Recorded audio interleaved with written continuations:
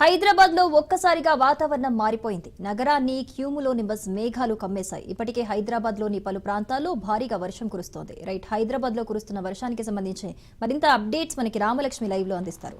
రామలక్ష్మి, వాతావరణం చూస్తుండగానే ఒక్కసారిగా మారిపోయినట్లుగా తెలుస్తోంది. హైదరాబాద్ లో పలు చోట్ల వర్షాలు కురుస్తున్నాయి. మరి ఈ వర్షం ఎప్పటి వరకు కంటిన్యూ అయ్యే అవకాశాలు ఉన్నాయి? వాతావరణ అప్డేట్స్ ఏంటి?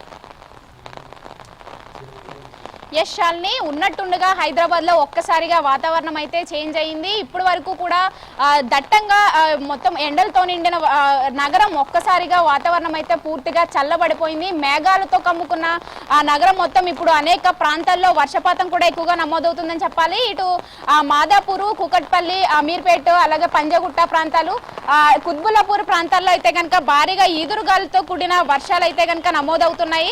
అలాగే మిగిలిన ప్రాంతాల్లో కూడా తేలికపాటి వర్షాలు అయితే పడే అవకాశాలు ఉన్నట్టుగా ఇటు వాతావరణ శాఖ కూడా హెచ్చరికలు ముందుగానే జారీ చేయడం జరిగింది.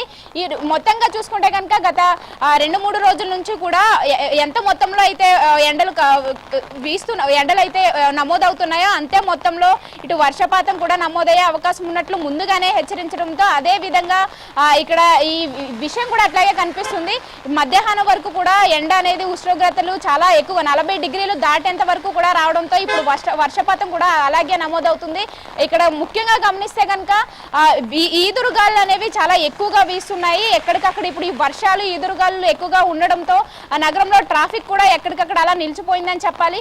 అలాగే ఇటు జిహెచ్ఎంసీ అధికారులు కూడా ఎక్కడికక్కడ ఎలాంటి ఇబ్బందులు కలగకుండా ప్రజలకి జాగ్రత్తలు కూడా తీసుకుంటున్నారు. వర్షాలు పడుతున్న సమయంలో బయటకు రావద్దని వాళ్ళకి హెచ్చరికలు కూడా జారీ చేస్తున్నారు. ఎందుకంటే ఈదురుగాలు ఎక్కువగా వీస్తుండడంతో చెట్లు రోడ్ల పైన విరుగుపడే అవకాశాలు ఉన్నాయి. ఎందుకంటే గతంలో కూడా ఇలా జరగడంతో ఇప్పుడు ఎవరు బయటికి రాకూడదని చెప్పేసి సూచనలు కూడా ఇస్తున్న పరిస్థితులు కనిపిస్తున్నాయి. అలాగే మరోపక్క వర్షపాతం కూడా అదే రీతిలో నమోదవడంతో వర్షం అనేది వర్షపు నీరు ఎక్కడికక్కడ బ్లాక్ అవ్వకుండా ముందుగానే వర్కర్స్ ను కూడా అక్కడికి అలర్ట్ చేయడం జరిగింది. ఎలాంటి ఇబ్బందులు కలగకుండా జిహెచ్ఎంసీ ముందుగానే అలర్ట్లు కూడా జారీ చేయడం జరిగింది. అయితే ఇప్పటికీ మనం చూసుకుంటే కనుక ఇటు బంగాళాఖాతంలో ఏర్పడిన అల్పపీడనం ఇప్పుడు కూడా అదే బంగాళాఖాతంలోనే తిరుగుతుండడంతో దాని ప్రభావంతో ఇటు తెలంగాణలోని కొన్ని జిల్లాల్లో అయితే కనుక వర్షపాతం ఎక్కువగా నమోదవుతుంది. అలాగే ఇటు వాతావరణ శాఖ కూడా ముందుగా హెచ్చరికలు కూడా జారీ చేయడం జరిగింది. ఇటు సంగారెడ్డి, వికారాబాద్ జిల్లాల్లో అయితే కనుక ఆరెంజ్ అలర్ట్ ముందుగానే జారీ చేసింది. ఆ ప్రాంతాల్లో ఎక్కువగా